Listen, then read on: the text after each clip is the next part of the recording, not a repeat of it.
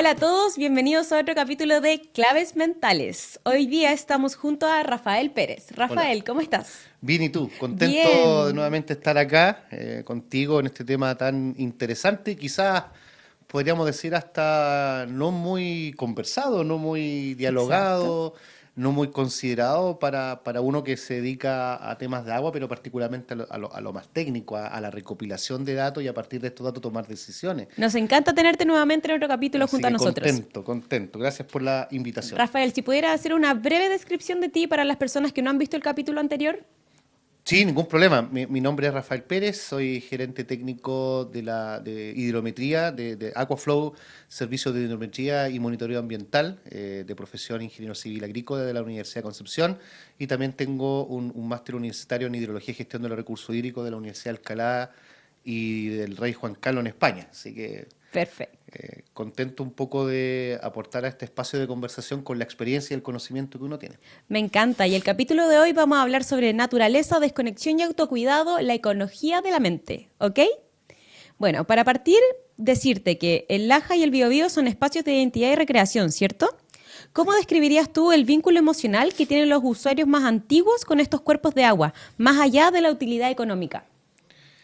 Yo creo que la cuenca del río Biobío y también la región del Biobío, pensando en las cuencas costeras, Arauco, Carampangue, Cañete, toda esta zona también donde están cuencas costeras, hay un vínculo emocional muy grande con el entorno con el que uno se desenvuelve, entendiendo un poco lo que conversábamos ayer, este concepto de ciclo hidrosocial que considera a nosotros como personas que estamos inmersos en este ciclo hidrológico y que interactuamos con la naturaleza es grande.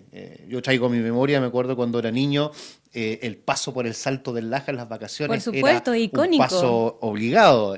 Si tú ibas ahí al sur, ya seas iba a Pucón o seguías más al sur, pasar por Salto del Laja era sagrado, era fijo, a lo menos Exacto. a ver cómo caía el agua por la cascada. Eso queda muy grabado en aquellos años, estoy hablando hace más de 30 años, estamos un poco contando la edad que uno tiene.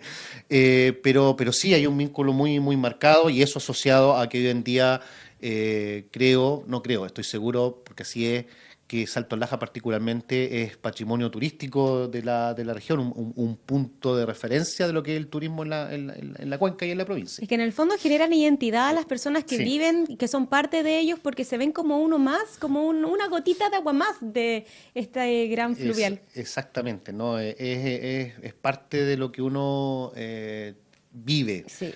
Y me acuerdo porque cuando recién casados nos fuimos a Antofagasta, la diferencia entre ver agua Ujú. en, en cada momento, a llegar al norte en Antofagasta y ver todo distinto, te Es que el impacta. Y, cambio y el cambio geográfico geográfico es tremendo. del norte Entonces, al claro, sur es ahí te das tremendo. cuenta cómo uno valoriza el entorno, el verde, ver agua, y llegar a una zona en donde realmente viven con estrés hídrico todo el tiempo y que tienen una resiliencia distinta en el norte en ese sentido, te das cuenta de la importancia del vínculo que tú tienes un poco con el verde, por decirlo de Totalmente. alguna Oye, manera. y con respecto a eso mismo, ¿qué opinas tú? Que cuando la infraestructura, los canales, los embalses están bien manejados, ¿tú encuentras que genere tranquilidad en las personas? Sí, sí, y yo creo que tocaste un tema que es muy, muy importante y que de alguna manera estos últimos años, particularmente los últimos 3 a 4 años, se ha tratado un poco de educar a la población, porque efectivamente,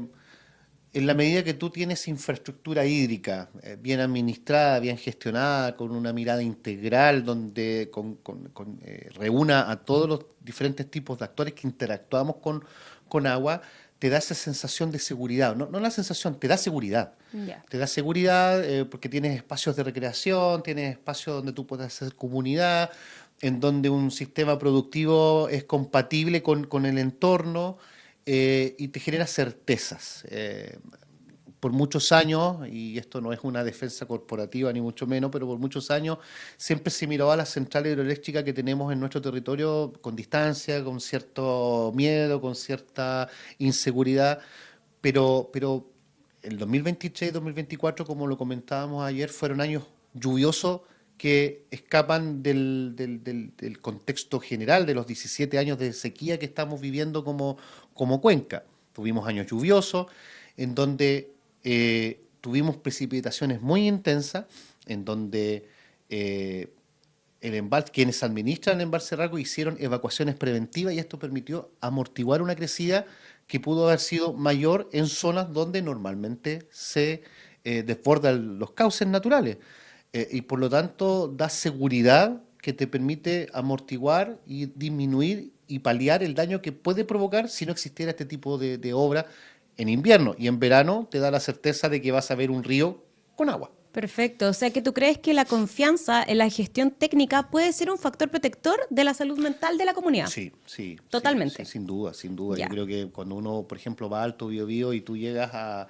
Claro, te impacta ver una tremenda obra, pero después que pasa esa gran obra, tú ves un reservorio gigantesco, precioso, un lago, en que Precioso. te genera, Es claro, monumental, es tremendo, es imponente. tremendo. Y yo Sí. te cuento una experiencia. Uno de repente lo puede criticar, te puede agradar o no, pero estás tan acostumbrado porque es parte de tu día a día, tú sabes que existen obras de envergadura. Pero cuando vienen extranjeros, nosotros recibimos hace 2 años atrás una comitiva de Perú. Y en Perú tienen en este momento la conversación de embalses altoandinos, que en la época precolombina con los incas, que entre paréntesis uno encuentra obras de los incas hasta la región metropolitana, tú encuentras obras hechas por los incas que aún funcionan, lo que es maravilloso. Pero ellos cuando llegaron a Chile y vieron esa construcción quedaron maravillados de la obra con la que se encontraron. Allá arriba en Alto En Biobío. Alto Biobío. Este año estuvimos en la compañía de algunos profesores de la universidad donde yo hice mi máster, donde recorrimos estos embalses y también estaban maravillados de la obra en sí y también le contábamos un poco cómo se estaba administrando con estos convenios, dando seguridad en el verano, lo encontraban maravilloso. Bueno, Entonces, es que es precioso, realmente sí, genera algo. Por ejemplo, cuando uno sube al Alto Biobío y ve el río, hay un puente que lo cruza. Y yo subí con mi pololo en un viaje que tuvimos, subimos y vimos un puente que cruzaba el río y el puente estaba lleno de banderas de Chile. es el Te puente juro, Piulo quizás. puede ser, la Puede verdad es ser. que no me acuerdo, pero sabes que yo sentí como una emoción tan grande al subir y ver el puente lleno con banderitas. Yo no me encuentro lo más patriota que hay en la vida, pero te juro que ver el puente con las banderitas fue como ¡oh! Mi país, mis Sí, ríos, mis puentes, sí. mi todo. Sí, no, yo creo que en Chile hacemos las cosas bien. De Ujú. repente nosotros mismos, en nuestra idiosincrasia somos, voy a usar la palabra que siempre usamos, somos medio chaqueteros. Pero en Chile tenemos capacidad de gestión, tenemos conocimiento, conocemos nuestro territorio. Y yo creo que lo que es fundamental para lograr que las personas tengan confianza en la infraestructura y en un fondo tengan una tranquilidad, una sanidad mental, es cómo transmitimos, cómo educamos en Ujú. base a datos certeros, le demostramos a la población de que está funcionando bien. ¿Cómo se lo demostramos? Y es un trabajo que también se debe realizar. Se debe realizar siempre, educar a a Educar la comunidad. a la comunidad para que dato mata relato en el fondo. Totalmente. Oye, y con respecto a la crisis hídrica ya un poquito, sabemos que la falta de caudal afecta a actividades como la pesca y el baño. ¿Cómo crees tú que impacta psicológicamente la pérdida de estos espacios de ocio y desconexión en la calidad de vida de los habitantes de la ribera? Sí, te genera algo. Genera algo. Siempre te va a generar algo. Como un sentimiento de pérdida, un lugar que, por Claro, ejemplo, yo iba a claro. pescar, ahora verlo vacío, Verlo, verlo seco. exactamente, exactamente. Y eso es parte de nuestra resiliencia. Yo por eso creo que hay que cambiar un poco nuestra paradigma, por decirlo de alguna manera, porque muchos rechazamos, yo no rechazo, pero hay muchos que a lo mejor tienen cierto rechazo a la construcción de embalse. Y en épocas de sequía, pucha que lo echamos de menos. Tuvimos dos crecidas importantes, cuatro crecidas importantes, el 2023 y 2024 hubo dos crecidas importantes en donde los picos de caudales pasaron por nuestro río y llegaron al océano. Ahora, ahí matamos un concepto, jamás podemos decir que el agua se pierde, no se pierde, es parte de un proceso De un hidrológico, ciclo, de lo que un hablábamos ciclo, ayer. hay un arrastre de nutrientes, el río Biobío es parte importante de la biota marina que existe en el Golfo de Arauco, con la pluma de sedimento. Entonces, uno no puede decir, y malamente uno podría decir que el agua se pierde, pero efectivamente podíamos haber hecho algo más conteniendo y almacenando esa agua para efectivamente en zonas en donde antiguamente había mucha agua, ahora hay una disminución y claro que afecta a la actividad turística, recreacional, porque quizá un lugar donde tú normalmente visitabas y veías mucha agua, ahora vas a ver Y veías vida. y veías vida y ahora lo vas a ver más acotado y te puede Y generar, eso claramente puede afectar como a la calidad de vida de las personas.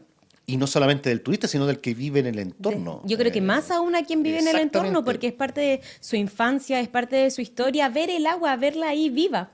Está el dicho, uno siempre escucha el dicho, ya no llueve como Sí. antes. Eso es muy recurrente. No, ya no llueve como antes. Claro, antes te llovía mucha agua, pero en 6 días. Voy a poner, yo siempre pongo un número, pero ponte tú, antes llovían 100 milímetros en una semana, y eso era normal. Hoy en día te llueve los 100 milímetros, perfectamente te pueden caer en 8 horas. Y esas 8 horas de 100 milímetros de precipitación es lo que generalmente te genera afectación a la propiedad público-privada, los desastres que muchas veces estamos escuchando. Y eso es parte de lo que es el cambio climático. Y por eso tenemos que ser resilientes y entender que tenemos que adaptarnos a esta nueva Adaptables, realidad. ser adaptables. Y en el fondo lo único que tenemos seguro en la vida es el cambio. Si Eh, algo el ser humano tiene que tener claro es que no podemos estar nada más seguros de algo, de que siempre las cosas van a estar cambiando. Sí. Entonces yo creo que junto con la adultez, con ser un ser humano ya capaz, autosustentable, Sí. tiene que ver con hacerse amigo del cambio al final. Exactamente, tú lo has dicho, la adultez. Sí. De repente uno quisiera volver a ser niño, pero... Claro, pero y que lloviera como antes. Exactamente, sí, yo me acuerdo cuando era niño, estoy hablando cuando tenía 10 años, yo nací el año 81, uno veía cómo llovía semanas enteras y uno estaba en la casa calentito, y llovía. Y claro, desde el 2006 a la fecha tenemos una hiper sequía que noviembre ha llovido muy poco, octubre llovió nada. Nada. Julio pasado fue quizás el julio más seco de la historia que tenemos registro. Entonces, con los datos que uno tiene y que muchas veces la percepción de la comunidad no lo sabe, ya uno ya sabe, chuta, se nos va a venir un verano complicado. Sí, sí, ya lo estamos viendo. Si el fin de semana ahora que se viene van a haber como 40 grados, dicen. Hoy día habían 25, yo sentía como si hubieran 35. O sea, la imagínate lo que sensación ¿qué térmica, esperamos sí. para febrero? ¿Qué esperamos para enero? Enero, febrero, que son los meses más cálidos, vamos a estar un poco complicados. Y eso conlleva otras preocupaciones, los incendios forestales. No, los incendios es todo un tema, se nos viene Exactamente. potente. Y eso te afecta la salud de la población por la preocupación, la incertidumbre que esto te genera. Exacto. Oye, y cuéntame, Rafael, ¿has observado que la capacidad de adaptación de los usuarios a las restricciones del agua se relaciona con su nivel de conexión previa con el entorno natural? Sí. Yo creo que de cierta manera los agricultores, particularmente los agricultores, tienen esa capacidad de adaptación. Pero de igual manera hay que educar, hay que hacer entender que no podemos seguir, como decía ayer mi amigo Juan Pablo, seguir con las tradiciones de cómo yo siempre he regado. Hay que ser tenemos más que adaptarnos eficientes, tenemos que nuevamente. adaptarnos. Yo creo que hay un tema más de educación. No es poco común escuchar, yo siempre, toda la vida he regado así, no me van a venir a decir cómo tengo que yo regar. Hay Bueno, un tema cultural, hay un hay un tema tema de cultural. arraigo de la tierra, de la tradición, y ahí hay un punto en donde quienes son usuarios del agua tienen que entender que tienen que tener la capacidad de adaptación. Igual es Es difícil. difícil y Porque de atreverse a mientras... hacer cambios, Sí, po. porque va a llegar un momento, como lo conversábamos en el capítulo anterior, en donde vas a tener que tomar decisiones. Ok, o riego esto que tiene menos consumo, o riego esto otro que me consume más, pero voy a tener menos hectáreas de riego. Van a tener que tomar decisiones, ser más eficientes en la conducción, distribución y aplicación del agua en riego, y esto no solamente para la agricultura, sino para todos los procesos, no solamente productivos económicos, sino también sociales, también recreacionales, de manera integral.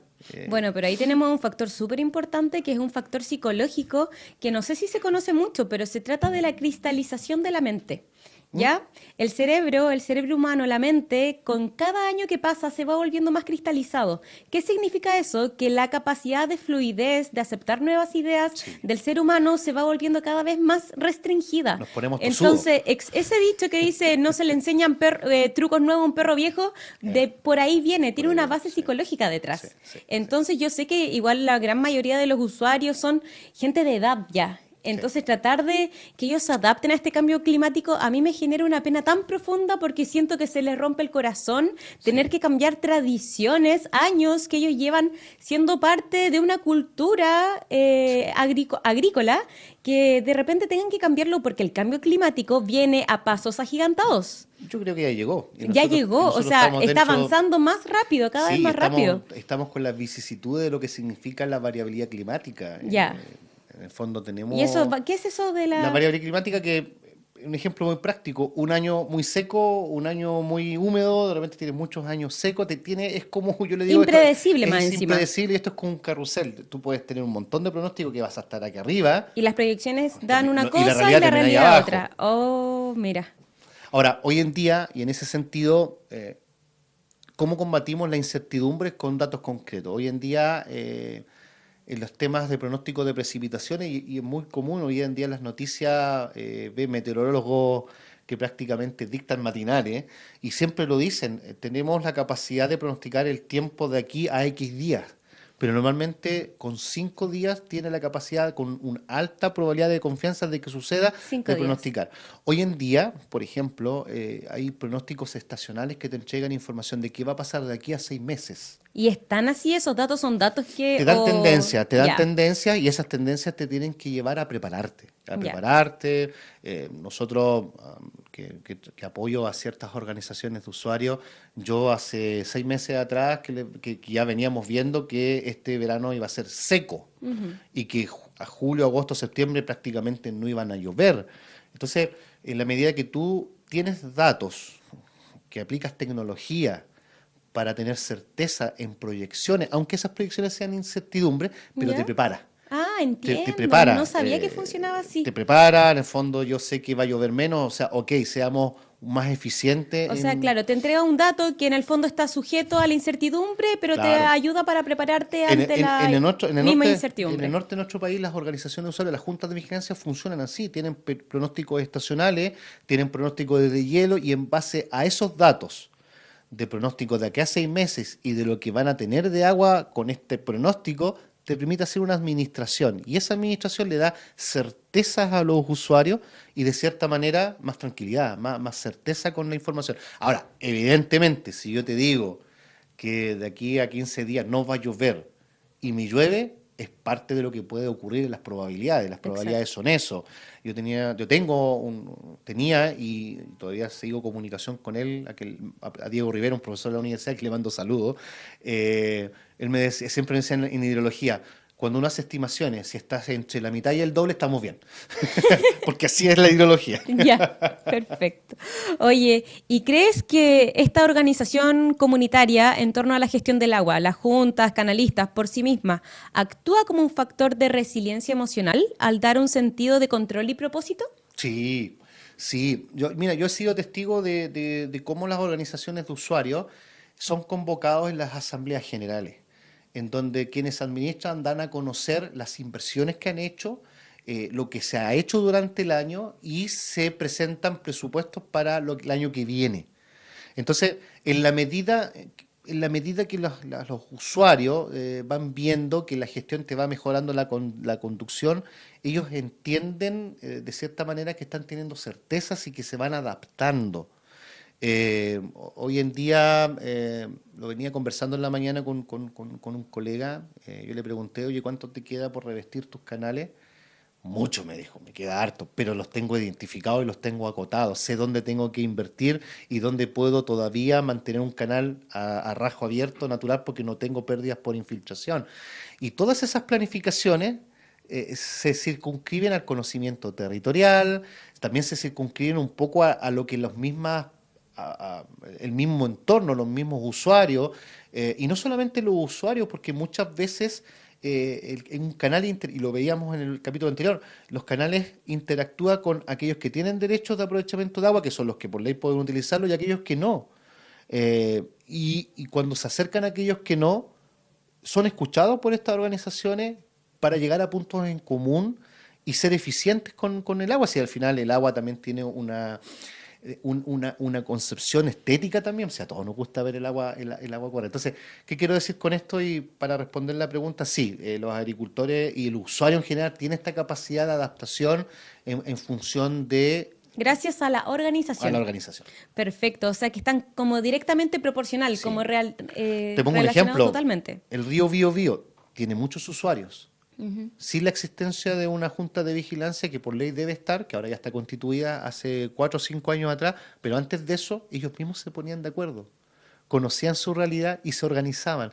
La capacidad de organización de las organizaciones y de los usuarios y aquellos que viven en torno al agua y que interactúan con el agua es fundamental.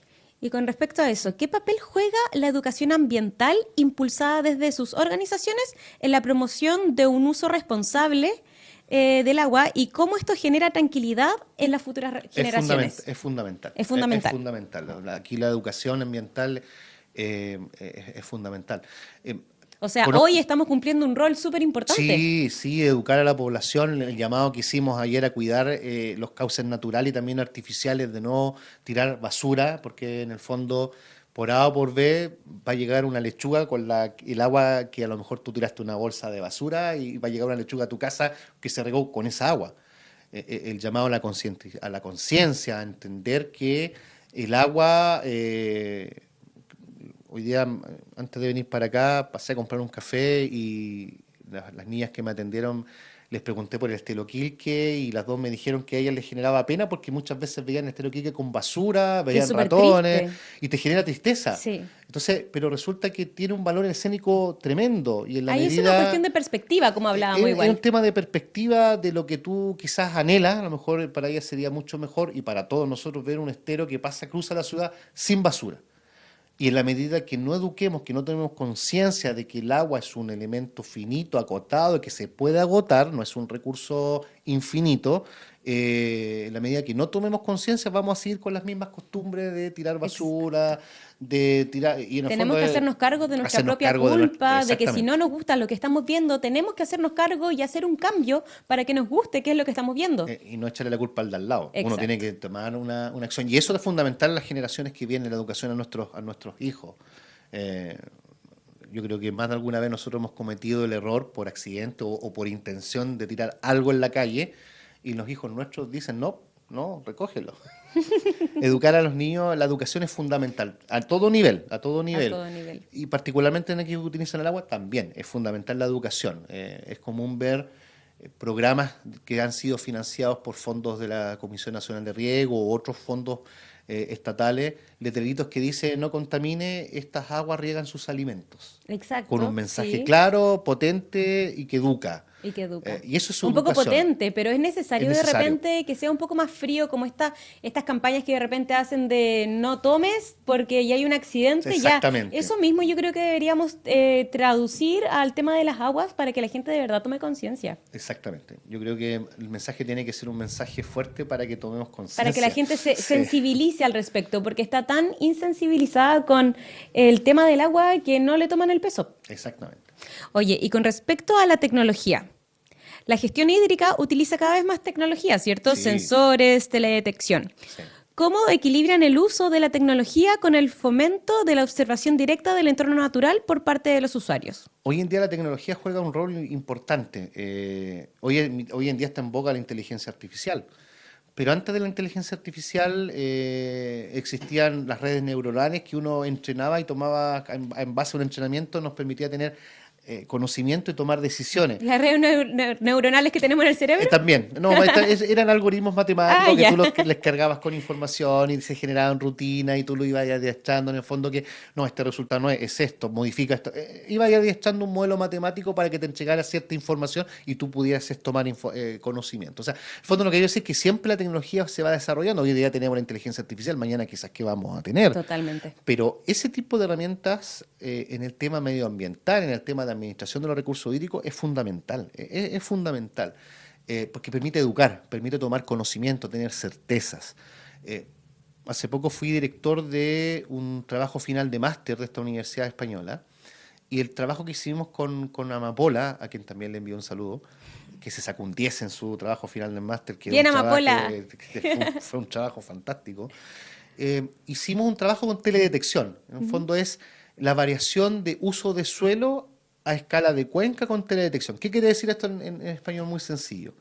Ver cómo varían el uso de suelo. Lo que antes a lo mejor había un bosque de monocultivo, ahora está con bosque nativo. Lo que antes era un bosque, lo que antes eran matorrales, a lo mejor ahora hay agricultura. En el fondo es con una imagen de satélite ver cómo estamos usando nuestros suelos. Ya. Esos suelos van asociados a una demanda hídrica.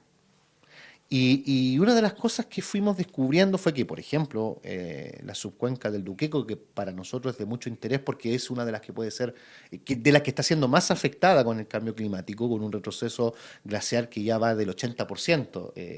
El Sierra Belluda ha retrocedido casi un 80% en los últimos, del año 2010 a la fecha ha retrocedido eso. Estamos hablando de más de 30 kilómetros cuadrados de glaciar que ya se han ido a los cauces.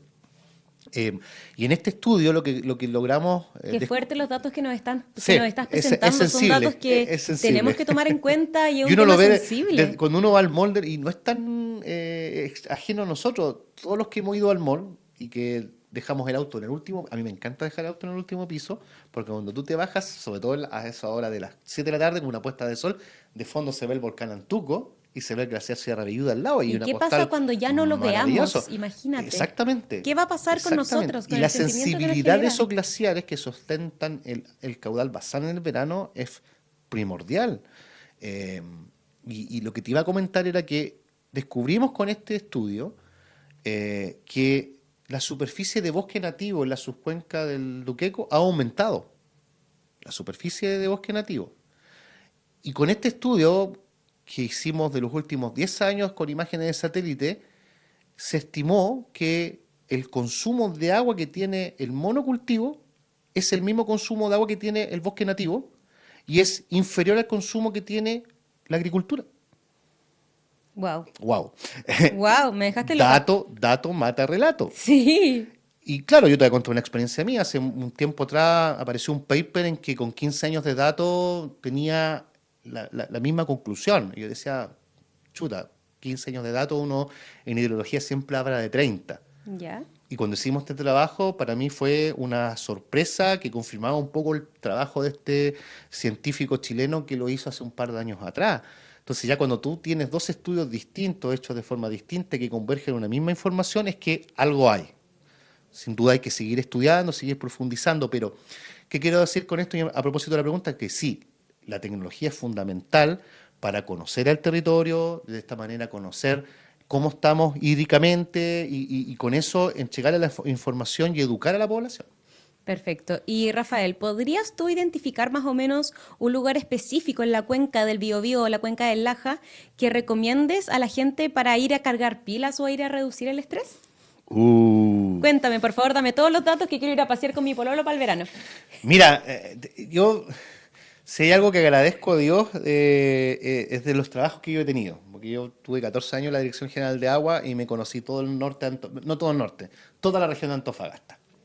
Entonces, yo cuando voy a Antofagasta no pago tour turístico, arriendo una camioneta y recorro todos aquellos lugares Qué maravillosos. increíble, qué Los beneficiado. geysers del Tatio, Caspana, Chiuchío, lo conocí gracias a mi trabajo. Pero yo estuve 13 años acá, no, más de 13 años, estuve 16 años trabajando en la Dirección General de Agua acá en Concepción, en Biobío. Y me he recorrido toda la región. Toda la región. O sea, Ya, pero un hay lugar que sea lugares fácil preciosos. acceso en auto, porque yo caminar no le A hago mí, mucho. personalmente, donde yo recargo pilas es el Parque Nacional Laguna del Laja. Uno pasa la carita de CONAF y la parte donde te lleva la reflexión, recargar pilas, tú no escuchas ningún ruido excepto de los hijos que uno lo acompañan, es cuando cuando tú llegas al sector Los Barros. El paisaje es majestuoso. En el verano te encuentras con las veranadas, en el invierno hasta cierto periodo cuando te dejan ingresar estás con con nieve. Es precioso. Yo creo que para mí el mejor lugar para recargar pilas en la cuenca del río Biobío es el Parque Nacional Laguna del Laja. ¿Y eso a cuánto está desde acá más o menos? Una hora Ya. aproximadamente, respetando la velocidad, ¿Y hacia la dónde ley. queda? Saliendo de Los Ángeles, camino a Antuco, llegas Ya. a Antuco, sigues por vía Peluca directo hasta la Laguna Laja y ahí ya tú estás ya en el Parque Nacional Laguna del Laja. Y después tú sí puedes ir hacia el Paso Internacional Pichanchén y toda esa zona es maravillosa. Ya saben los que están escuchando y si van, se llevan su basura, por favor. Sí, tienen que llevarse su basura, vayan con un buen gorro, protector solar, harta agüita y la basura de vuelta a Los Ángeles. Y Rafael, en un contexto de estrés crónico por sequía, ¿es importante que las instituciones como las suyas ofrezcan una visión optimista o resiliente del futuro del recurso? Sí, sin duda. Yo creo que acá todos los actores son fundamentales. La academia, los tomadores de decisión, porque frente a la información que uno tiene, uno sabe que hay un cambio climático, uno sabe que ya va a llover menos. O sea, no hay documento científico que nos diga que va a llover de aquí al 2050, de aquí al 2100, va a llover menos. Eso es un hecho de la causa. Eh, ¿Cómo nos adaptamos? ¿Cómo somos resilientes? ¿Qué estrategia de infraestructura hídrica? ¿Qué estrategia tomamos? Eso sin duda tiene que ser investigado, analizado, profundizado y después realizar esa transferencia de conocimiento, transferencia tecnológica al territorio. Yo si hay una crítica, y acá aprovecho de hacer una crítica a la academia, yo siempre la he hecho, la academia genera mucha información, pero tú y yo, y eso que tenemos formación académica, muchas veces desconocemos en qué está la academia. Exacto. Cuando uno tiene un tema de interés, empieza a revisar los repositorios de las universidades y te empieza a encontrar con temas, mira, están... Pero no hay un lenguaje sencillo, no hay un lenguaje coloquial con el que se llegue al territorio. No es que yo vaya en el centro, me acerque a una persona y le pregunto, ¿usted sabe en qué está la universidad? De seguro te va a decir que no. Entonces, hay una desconexión, hay una desconexión entre la academia y el usuario, El usuario de a pie, común, de sí. común.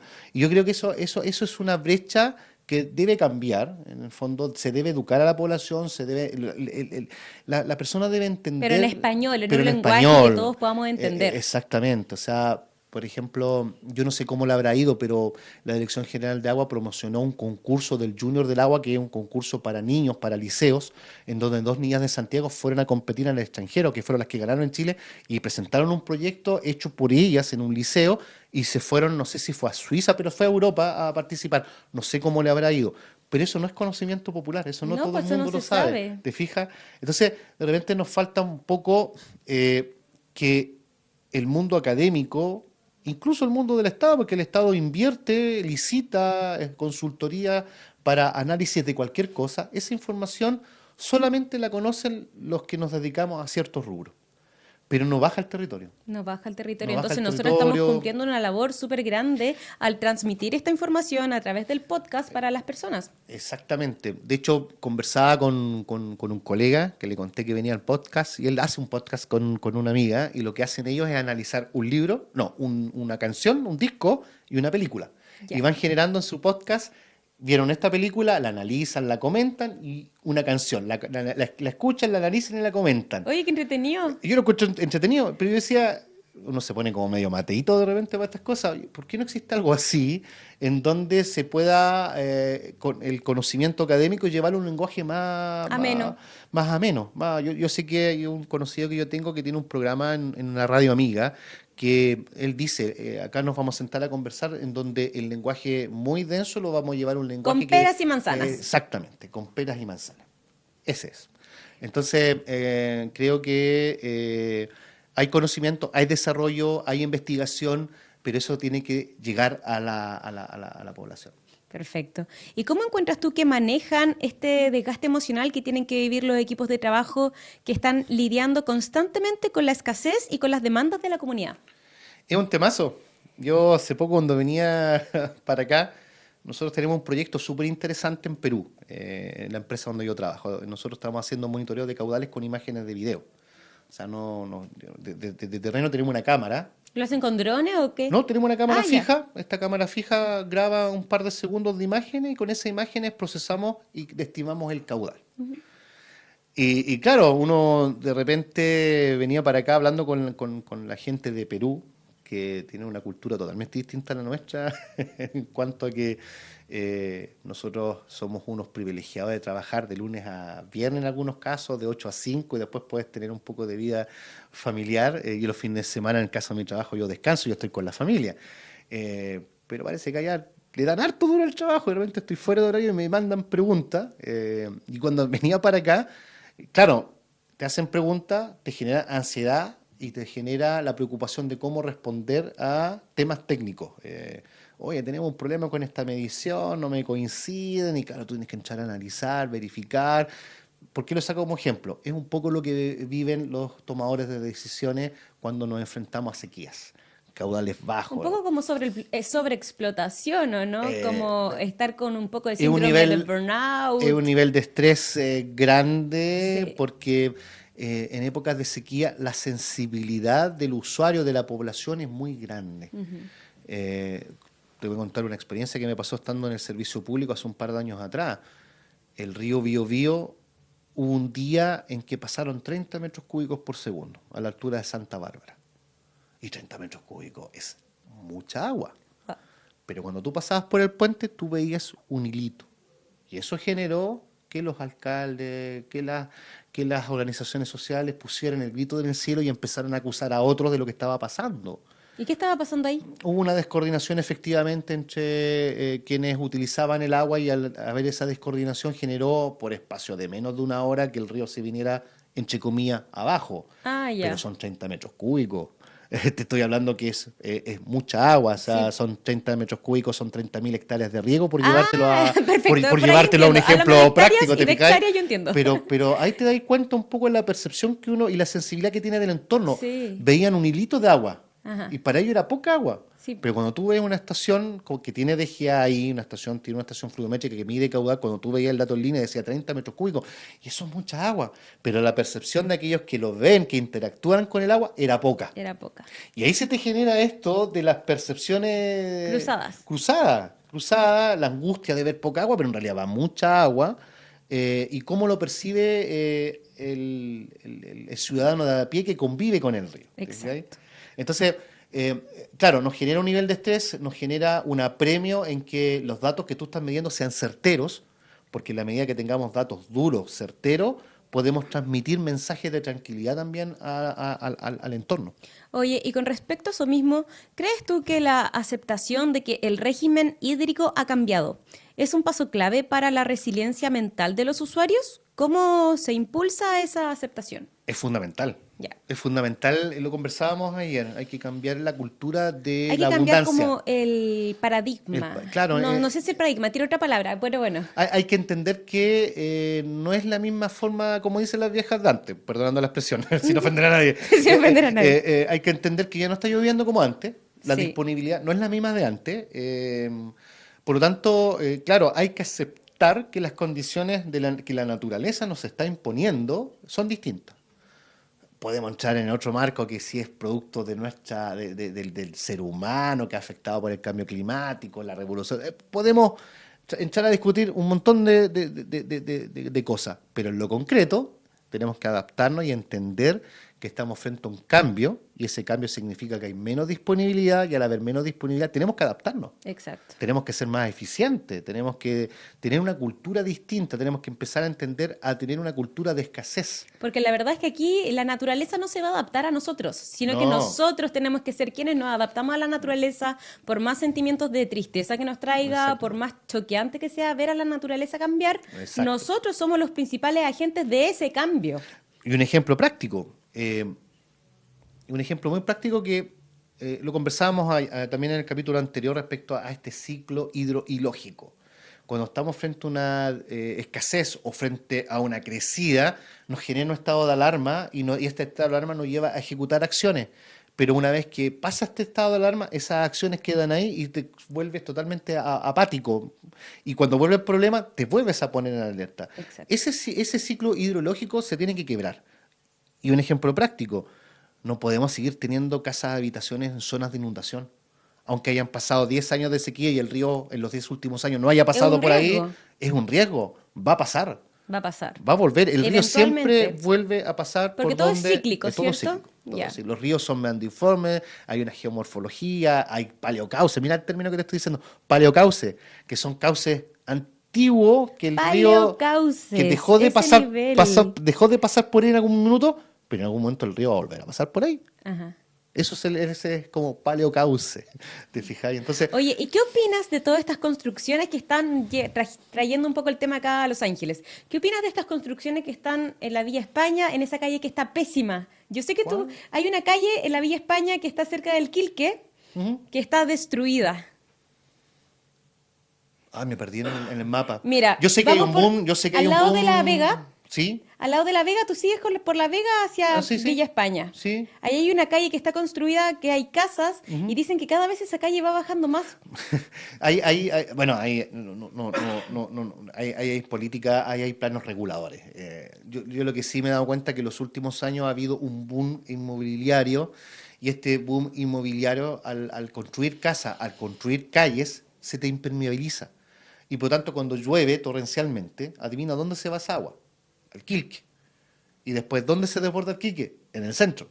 Entonces, claro, hay que tener una concepción distinta. Hoy en día, y esto lo conversé con un profesional hace muchos años atrás y me quedo mirando como que estaba diciendo locura. Hoy en día existen tecnologías en que tú puedes asfaltar las calles, pero con materiales que sean permeables.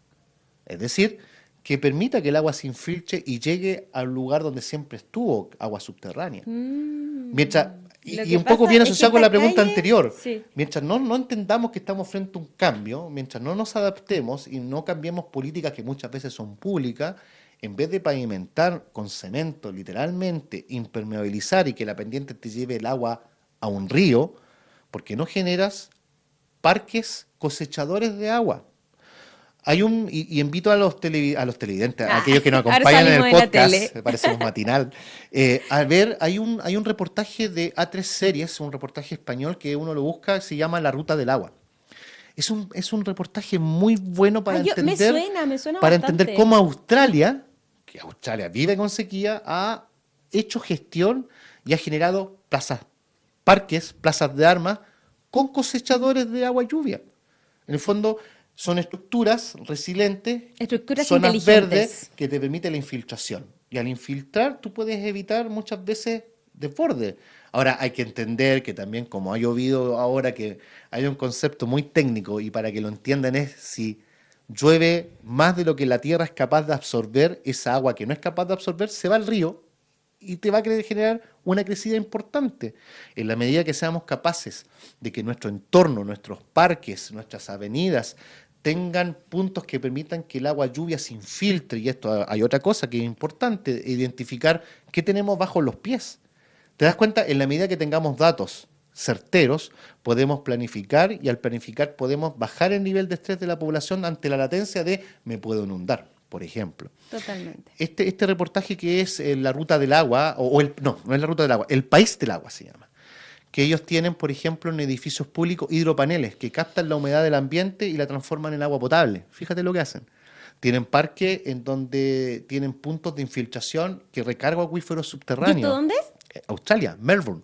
Es un reportaje que se llama El País del Agua. Entonces, yo creo que a nosotros nos falta, y acá entran los municipios, son fundamentales en esto, tener un cambio de entender, a propósito de la pregunta anterior, de que tenemos que cambiar la cultura. Tener Exacto. una cultura de sequía, tener una cultura y que cuando tengamos años como los que pasaron con harta lluvia, tengamos la capacidad de administrar esa agua y dejarla, es como el sueño que tuvo José en la Biblia, cuando soñó las 7 vacas gordas y las 7 vacas flacas, en la época de abundancia, ahorrar para poder enfrentar los periodos de sequía. Yo creo que ese es un poco cambiar nuestra. Es como una manera distinta de estar conectado con la naturaleza, ¿cierto? Exactamente, Porque ya exactamente. conocemos maneras de conectar con la naturaleza como el ecoturismo, el senderismo y todo eso. Sí, sí. Y siguiendo esa línea, ¿qué iniciativas has visto que promueven la conexión con la naturaleza en la cuenca? ¿Y cómo pueden ser replicadas para el bienestar general? El embalse Angostura es un ejemplo, yo creo que es el mejor ejemplo que tenemos en la región, en la cuenca del río Biobío, y también el convenio que conversábamos ayer con Juan Pablo del convenio 2017 de la Laguna Laja, en donde con la Cámara de Turismo, que de cierta manera no tienen un derecho, no tienen el papel que les permita utilizar el agua, este bien nacional de uso público, pero que en esta mesa, dada la importancia del Salto en Laja, le reservaron un volumen de agua y ellos pueden tener agua en ciertos periodos en el Salto, ¿te fijáis? Entonces, yo creo que Angostura es un muy buen ejemplo porque permite la interacción entre la comunidad, el turismo y la biodiversidad. lo mencionaba ayer, vayan a verlo por favor, la biodiversidad de aves que hay en torno a este reservorio nuevo, artificial, porque obviamente no es natural, te genera un nuevo ecosistema. Entonces yo creo que ese tipo de experiencias debieran ser replicables. Y para finalizar, Rafael, ¿cuál es el rol de los espacios verdes urbanos en Los Ángeles alimentados por sus canales o sistemas como pulmones de salud mental para la ciudad? Son fundamentales, a todos nos gusta ver verde. A todos nos gusta estar bajo la sombra de un árbol a 40 grados y bajo la sombra de un árbol no hace calor. Fundamentales. Son fundamentales. Son herramientas naturales. Fíjate lo que voy a decir, son herramientas naturales que permiten la fijación del CO2, nos entregan el aire puro, o sea, son pulmones verdes. Pulmones y verdes son tanto para la vida como para la salud mental también. Para la salud mental. Yo creo que a todos no. Yo, por ejemplo, yo soy un privilegiado. Donde yo vivo, tengo un árbol frente a mi casa y cuando llega el verano se llena de hojas y me da una sombra fantástica. Yo en la tarde tengo sombra, pero además tengo en la mañana el sonido de los pajaritos porque duermen ahí. Se podría decir que te da un respiro para los pulmones y un respiro para el alma. Exactamente. Exactamente. Si somos seres que fuimos creados por Dios para disfrutar la naturaleza, ¿sí? Uno no puede perder de vista eso. Para los que somos cristianos lo entendemos así. De hecho hay algo muy, muy curioso. Hace muy poco me tocó investigar un poco acerca de la música y tema totalmente distinto a lo que yo vivo por temas de mi pega, pero fíjate que la frecuencia del sonido que tiene la naturaleza es la misma frecuencia que tiene la música clásica. Mira, no tenía idea de ese dato. Algo había visto yo sobre los hongos, sobre que si tú los conectabas y hacían como sonido y luces, pero no había escuchado eso. Hay una directa relación entre... Claro, no va a comparar el sonido de la ciudad con las hojas. No, me refiero a que no vas a grabar el sonido de las bocinas. No, tú vas a la naturaleza, donde estás. Solamente escuchas el sonido de la naturaleza y es la misma frecuencia que la música clásica. Por eso que te lleva un confort la música clásica. Y otro ejemplo, muy práctico. Hay un doctor japonés que realizó un experimento. Y ojo, acá yo no voy a estigmatizar un estilo de música, que por lo demás el rock hay temas que a mí me encantan. Pero generaron en condiciones controladas, las mismas condiciones, congelaron agua. Una con música clásica y otra con música con decibeles bastante altos. La música, los cristales de hielo que se formaron con música clásica fueron cristales homogéneos. Y los que se generaron con música estridente, totalmente irregulares. Creo que sí lo vi. Eran muy bonitos. Uno eran más bonitos. Que en la medida que nosotros interactuamos con la naturaleza, nosotros que somos agua, nos genera un confort. Y nos genera una respuesta. Sí, es como ese experimento que hacen con el arroz, que si tú le hablas con palabras de amor, palabras bonitas, palabras gratificantes al arroz, no le salen hongos en cierto tiempo, mientras que si lo haces con odio y todo eso, ¿lo viste en Instagram? Sí, lo he escuchado, sí lo he visto, sí. Bueno, Rafael, agradecida de tu presencia el día de hoy. Con esto concluimos el capítulo de Claves Mentales y los esperamos en un próximo capítulo. Que estén muy bien, gracias por la invitación. Este programa llega a ustedes gracias al financiamiento del Fondo de Fomento de Medios de Comunicación Social del Gobierno de Chile y el Consejo Regional de Biobío.